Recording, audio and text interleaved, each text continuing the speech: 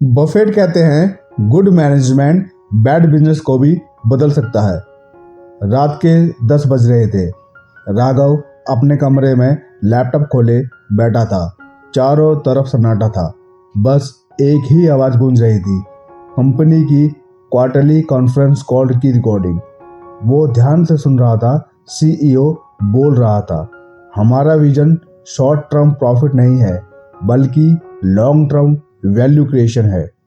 राघव के चेहरे पर हल्की मुस्कान आई। वो समझ चुका था यही वो शब्द है जो असली मैनेजमेंट माइंडसेट को दिखाते हैं। सीख की शुरुआत। राघव पिछले 2 साल से शेयर मार्केट में था। शुरुआत में उसने चार्ट देखकर खरीदना सीखा, रेशियो समझे, पीई, पीबी और आरओई, लेकिन फिर भी उसके पोर्टफोलियो में एक अजीब ठहराव था। कई कंपनियां अच्छी दिखती थी पर आगे चलकर गिर जाती थी। एक दिन उसके गुरु मिश्रा सर ने कहा, राघव, कंपनी की कहानी बैलेंस शीट में नहीं, मैनेजमेंट की नीयत में छिपी होती है। राघव चौंका। नीयत? मिश्रा सर मुस्कुराए। हाँ बेटा, बफेट कहता है ट्रस्ट बिफोर नंबर्स। अगर आदमी सही है तो समय गलत नहीं ठहरता। एनुअल रिपोर्ट का रहस्य। अगले दिन राघव ने पहली बार किसी कंपनी की एनुअल रिपोर्ट खोली। पहले तो उसे लगा ये तो 300 पन्नों की बोरिंग किताब है, लेकिन जैसे जैसे वो सीईओ's लेटर टू शेयर होल्डर्स पढ़ने लगा, उसे महसूस हुआ कि ये सिर्फ रिपोर्ट नहीं बल्कि एक सोच की झलक है।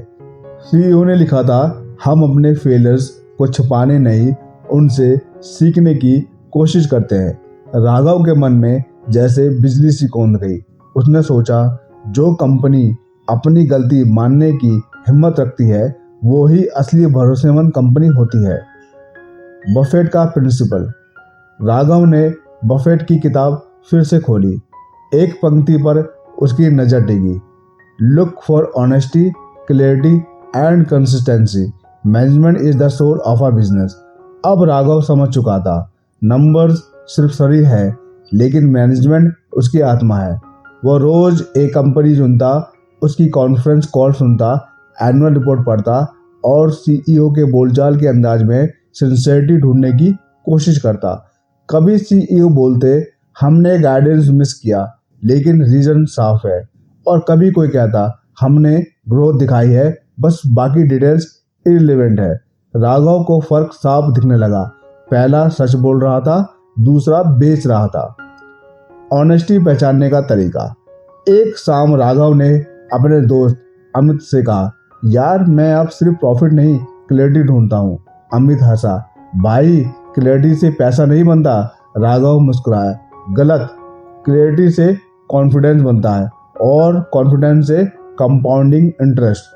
वो समझ चुका था कि एक अच्छा सीईओ वही है जो गलती स्वीकार करे, भविष्य की दिशा साफ बताए और हर बार एक जैसी भाषा बोले।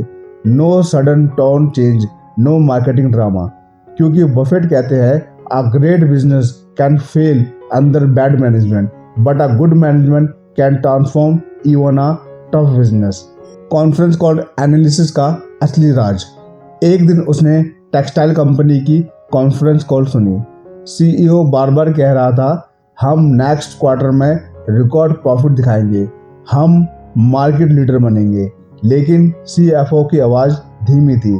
उसने कहा, हमारे रॉ मटेरियल्स कॉस्ट बढ़ गए हैं, मार्जिन प्रेशर में है। राघव ने नोट किया, सीईओ एक्साइटमेंट में बोल रहा था, सीएफओ रियलिटी बोल रहा था, और वही उसने सीखा।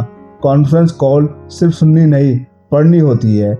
वो हर कॉल के बाद ट्रांसक्रिप्ट पढ़ता और टोन कंसिस्टेंसी चेक करता। अगर सीईओ और सीएफओ की बातों में मिसमैच होता तो वो स्टॉक से दूर रहता। Life and investment connection. धीरे धीरे राघव की जिंदगी बदलने लगी। अब वो सिर्फ कंपनीज नहीं पढ़ता था, लोगों का बिहेवियर भी पढ़ने लगा था। जब कोई ज़्यादा बातें करता तो वो सोचता, ये सीईओ जैसा है। जब कोई कामली कहता, समय लगेगा लेकिन मैं ईमानदार हूँ, वो मुस्कुरा कर बोलता है, यही बफेट वाला मैनेजमेंट है। क्योंकि बफेट कहते हैं, we look for people who love their business, not people who love money. Raghav ने जाना, बिजनेस चलाने वाला अगर सच्चा है तो स्टॉक अपने आप ऊपर जाएगा, और अगर झूठ बोलता है तो नंबर्स भी साथ नहीं देंगे। The test of trust. 1 साल बाद वही टेक्सटाइल कंपनी कोलैप्स हो गई। सीईओ का वादा झूठा निकला, लेकिन राघव ने उसमें इन्वेस्ट नहीं किया था क्योंकि उसे कॉन्फ्रेंस कॉल में ही फेकनेस दिख गई थी। लोग बोले, तू लकी था। राघव ने कहा, नहीं, मैंने बस कंपनी नहीं, मैनेजमेंट पढ़ा था। वो दिन उसकी इन्वेस्टिंग जर्नी का टर्निंग पॉइंट बन गया। बफेट्स मिरर। राघव की स्टडी डायरी में अब हर पेज पर कुछ शब्द लिखे रहते थे। Honesty is visible between the lines, vision reflect in tone, trust before numbers. वो हर कॉन्फ्रेंस कॉल को मिरर की तरह इस्तेमाल करता। कुछ मैनेजमेंट उसमें साफ दिखाई देते, कुछ ढूंढ ले। और तभी उसे बफेट की एक और बात याद आ गई। It takes 20 years to build a reputation and 5 minutes to ruin it. उसने अपनी डायरी में आखिरी पेज पर लिखा, मैं अब सिर्फ प्रॉफिट नहीं, पीपल में इन्वेस्ट करता हूँ। रात को उस सन्नाटे में राघव ने लैपटॉप बंद किया। खिड़की के बाहर चांद चमक रहा था। वो मुस्कुराया और बोला, आज मैंने बैलेंस शीट नहीं, एक इंसान की नीयत पढ़ी है। वो जानता था अगर मैनेजमेंट सच्चा है तो बिजनेस खुद चमकेगा, और यही बफेट माइंडसेट है। Management is the real mode. और दोस्तों, यही ऐसी मैनेजमेंट रीडिंग का आर्ट। एनुअल रिपोर्ट और कॉन्फ्रेंस कॉल पढ़ना बोरिंग नहीं, बल्कि एक इंसान के चरित्र को समझने का तरीका है।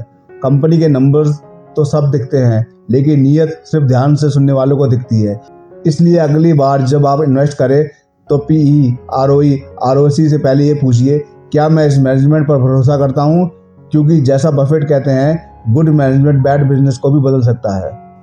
नेक्स्ट वीडियो, बफेट का रिजल्ट रीडिंग फॉर्मूला, जहाँ हर नंबर्स एक कहानी कहता है। बाजी टेल्स, कहानी सिर्फ सुनो नहीं, जियो भी। अगर ये कहानी दिल को छू गई तो लाइक, शेयर और सब्सक्राइब जरूर करें, क्योंकि अगली कहानी में हम पढ़ेंगे रिजल्ट का असली अर्थ। दोस्तों, नंबर्स बदलते रहते हैं, लेकिन इंसान की नीयत अगर सच्ची हो तो बिजनेस हमेशा संभल जाता है। आज की दुनिया में डेटा और फिगर्स बहुत हैं, लेकिन सच्चे लीडर वो हैं जो अपने इन्वेस्टर से ईमानदारी से बात करते हैं, जो गलती मानने से डरते नहीं, और जो हर मुश्किल समय में अपनी टीम के साथ खड़े रहते हैं। इसलिए जब भी किसी कंपनी में निवेश करो तो बैलेंस शीट से पहले उसके लीडर्स की नीयत पढ़ो, उनकी आंखों में भरोसा ढूंढो, क्योंकि वही छुपा होता है असली बफेट माइंडसेट।